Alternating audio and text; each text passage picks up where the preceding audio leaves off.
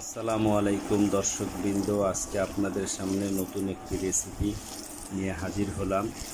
রেসিপিটার নাম হলো chicken potato pakora.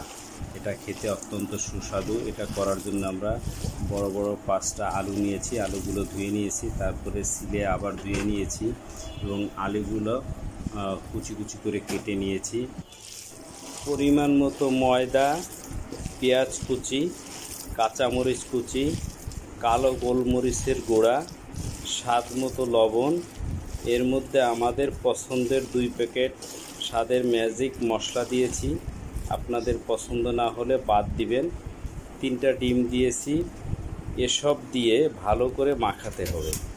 খেয়াল রাখতে হবে যেন এটা পাকোড়ার মতো শেপ দিলে যেন খুলে না পড়ে। মাখাতে মাখাতে আমি কড়াইটা চুলায় দিয়েছিলাম এবং তেলটা গরম করে নেওয়ার চেষ্টা করেছিলাম।